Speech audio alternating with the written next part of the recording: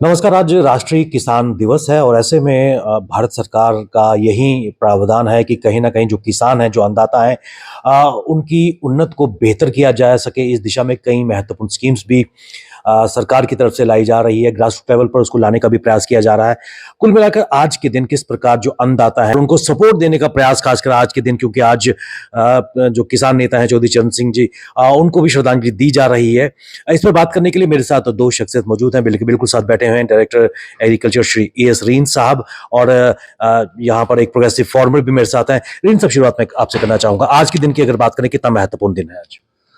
जैसे सर आप सबको पता है को जो ये 23 दिसंबर का दिन है, इसको राष्ट्रीय किसान दिवस के तौर पे मनाया जाता है और उसका जो चयन किया गया था, जो हमारे 5वें प्रधानमंत्री चौधरी चरण सिंह जी थे, उनकी जन्म तिथि के साथ, क्योंकि वो एक किसानों के बहुत बड़े नेता थे जिन्होंने किसानों को काफ़ी रेवोल्यूशनरी एक्शन करवाए सरकार से। तो आज उनकी जन्म तिथि के मौके पे ये दिन मनाया जाता है। बेसिकली इस दिन को मनाने का मेन उद्देश्य यही होता है कि जो किसानों ने प्रोग्रेस किए over a period of time, जब से हम आज़ाद हुए हैं आज की डेट तक लाते लाते हमें, जबकि हम आज़ाद हुए थे 35 करोड़ के लिए भी भरपूर हमारे लिए अनाज उपलब्ध नहीं था, लेकिन आज है कि हम सरप्लस हैं और आज हम इवन एक्सपोर्ट भी कर रहे हैं। तो ये सारी जो उपलब्धि है हमारे किसानों को, उसको याद करके इनका एक समझो शुक्रिया अदा करने का एक दिवस रखा गया है, जब इनको हम बुलाते हैं और जिन किसानों ने इसमें कोई अच्छा काम किया है या रेवोल्यूशनरी काम किया है, इनोवेटिव काम किया है, उनको सम्मानित भी किया जाता है। तो उसी के तहत आज हम यहाँ इकट्ठे हुए हैं। और इन सब कहीं न कहीं किसानों को प्रोत्साहित भी किया गया है, उनकी उसके कार्य के लिए अन्नदाता के रूप में उनको नवाजा भी गया है। लेकिन कुल मिलाकर समय के साथ-साथ तरक्की कितनी हुई है और किस प्रकार जो महत्वाकांक्षी योजनाएँ हैं, खासकर एचएडीपी की बात करें, मीट की अगर बात करें, उसका कितना फ़ायदा किसानों को आज मिल रहा है? डेफिनेटली मैं आपको बता दूं, क्योंकि ये अभी जो प्रोग्राम चला है पिछले साल से ही चला है, तो हम सेकंड ईयर में हैं अब, तो आगे अभी 3 से 4 साल और चलना है। तो जो इसके परिणाम दिखने शुरू हो चुके हैं, ऐसी बात नहीं है। सबसे बड़ा परिणाम ये है कि जो हमारा यूथ जो एग्रीकल्चर से दूर भाग रहा था, वो दोबारा अट्रैक्ट होना शुरू हो गया, क्योंकि इसमें जो डिज़ाइनिंग की गई है प्रोजेक्ट्स की, वो यही मद्देनज़र रख के की गई है कि अगर हमारे यूथ को किसानों में हल चलाने में दिक्कत आती है, लेकिन वो मशरूम की खेती एसी रूम में करने में दिक्कत नहीं आएगी, या हाईटेक पॉली हाउस हैं जिनमें के फैन लगे हैं, पैडन सिस्टम लगा है, वहाँ पे एग्जॉटिक वेजिटेबल ग्रो करने में उसको दिक्कत नहीं आएगी, क्योंकि वहाँ पे सारा इरिगेशन का भी, माइक्रो इरिगेशन का प्रावधान है। या अगर उसको हम कहें कि मधुमक्खी पालन करो, तो वो उसको बड़ा चैलेंजिंगली ले रहा है। एक तो उस मक्खियों को, पेटियों को, उसको 4 से 5 बार रोटेट करना पड़ता है डिफरेंट लोकेशंस पे, तो उसको करने में उसको दिक्कत नहीं आ रही है। और दूसरी बड़ी बात, इन सारी इंटरवेंशन से जो आमदनी है वो बड़ी तुरंत और अच्छी मोटी हो रही है। तो मैं समझता हूँ कि ये जो हमने प्रोजेक्ट्स लाए हैं और बड़े एक इंटेलेक्चुअल से कि हमने इनको कैसे करना। फिर एक और सेक्टर है जो हम कहेंगे मैकेनाइजेशन का। मैकेनाइजेशन में भी बड़ी कंबाइंस दी जा रही हैं, पैडी ट्रांसप्लांटर दिए जा रहे हैं, सुपर सीडर दिए जा रहे हैं। ये मैकेनाइजेशन का जो इम्प्लीमेंट्स हैं, जो इंस्ट्रूमेंट्स हैं या मशीनरी है, ये भी एक बहुत बड़ा रेवोल्यूशन इस सेक्टर में लाने जा रहा है। बिकॉज जो एक लेबर कंपोनेंट होता था, जो कि एक बॉटलनेक होता था, उसको भी कम करने में एक मदद देगा। डॉक्टर साहब, आपने युवाओं की बात की और हमारे साथ युवा फार्मर है अजय चौधरी हमारे साथ जुड़ चुके हैं, गजनसू से हैं और कहीं ना कहीं युवाओं की यहाँ पर अक्कासी कर रहे हैं। अजय जी, क्या कहेंगे, कितना बदलाव खासकर आप युवा हैं कृषि क्षेत्र में नजर आ रहा है? जैसे सर मैं मधुमक्खियों का काम करता हूँ बिजनेस। मैं एक प्राइवेट जॉब करता था, 15,000 सैलरी थी। ऐसे सर इसमें मैंने मधुमक्खियों का काम किया, एक यूनिट लिया था मैंने सब्सिडी पे। उसमें सर मैं अच्छा काम कर रहा हूँ, मेरे को बड़ा अच्छा फील हुआ कि मैं खुद कर रहा हूँ, किसी के आगे काम करने की कोई ज़रूरत नहीं है। एग्रीकल्चर एक ऐसी चीज़ है, बंदा खुद करे कहीं भी पहुँच सकता है।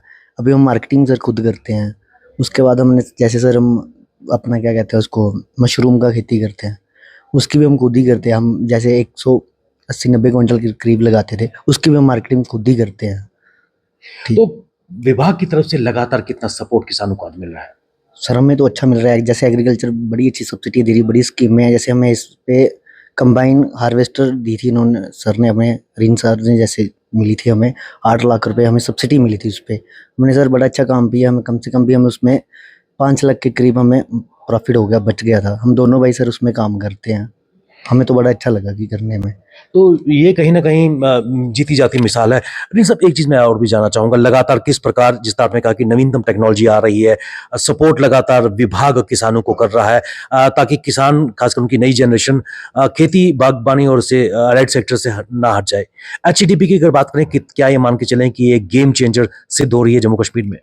डेफिनेटली सर, क्योंकि इसमें मुझे नहीं लगता कि कोई ऐसा कंपोनेंट है जो इसमें छूटा है, क्योंकि ये जो फ्रेम अप किया गया है 29 प्रोजेक्ट्स में फ्रेम अप किया है, चाहे वो एग्रीकल्चर है, हॉर्टिकल्चर है, animal husbandry, sheep husbandry, sericulture, तो फिशरीज, सभी के कंपोनेंट इसमें शामिल है। और किसानों के लिए एक ओपन चॉइस है कि आप अपने पोटेंशियल के हिसाब से, अपनी लोकेशन के हिसाब से, अपने रिसोर्सेज के हिसाब से कोई भी प्रोजेक्ट को चयन कर सकते हैं, उसका भरपूर लाभ उठा सकते हैं और उसमें अपनी जो आमदनी में इजाफा कर सकते हैं। तो ये मुझे लगता है सबसे बड़ी खूबी है इस प्रोजेक्ट की, कि कोई ऐसा कंपोनेंट छूटा नहीं है कि किसान कहे कि मैं ये काम करना चाहता था तो मुझे इसमें सहायता नहीं है। तो इसलिए मैं समझता हूँ कि it will be A game changer in terms of employment generation, in terms of production, in terms of farmer की जो फार्म इनकम बढ़ाने में ये सारा गेम चेंजर साबित होने जा रहा है आने वाले समय। और जो मुझे लगता है कि अगर ये हम सक्सेसफुली इसको 5 साल कर पाए तो पूरी उम्मीद है कि शायद इसको सरकार और भी एक्सटेंड करे।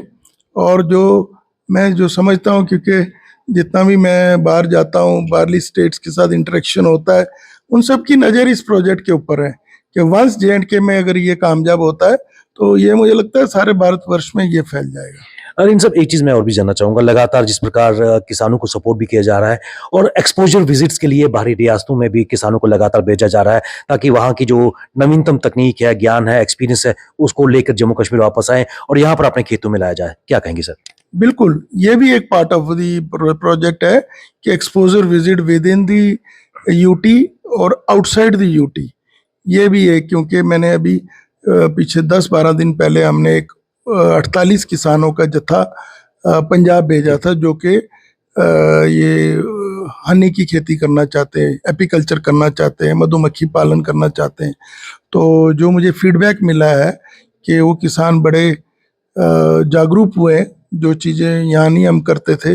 पंजाब एग्रीकल्चर यूनिवर्सिटी के जो सेंटर्स हैं वहाँ पे उनको 5 दिन के लिए घुमाया गया, उनको एक्सपोजर दिया गया।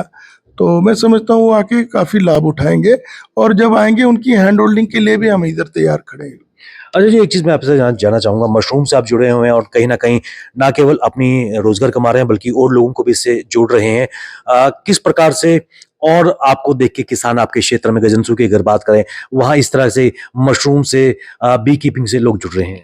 जैसे सर मेरे पापा के एक फ्रेंड थे, अजिंदर जी थे, उन्होंने हमें हमसे देख के मधुमक्खी का उन्होंने भी काम स्टार्ट किया इसमें, वो भी हमसे जुड़े हुए हैं। पहले हमें क्या होता थी, बड़ी दिक्कतें आती थी, जैसे हम बाहर राजस्थान के लिए गाड़ी लोड करते थे, हमें लेबर ही नहीं मिलती थी, क्योंकि यहाँ पे काम करने वाले नहीं, कोई हाथ नहीं लगाता मधुमक्खियों को। हमने और भी बड़े फ्रेंड्स जिसको मैंने सिखाया काम करने के लिए, तो वो हमसे सीख के उन्होंने भी आगे काम किया।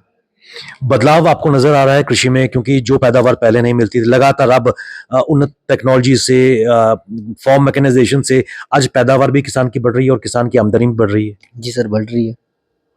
इसमें सर जैसे चेंजिंग हो रही है, नहीं बहुत इस तरीके की चेंजिंग के पता लग रहा है हमें।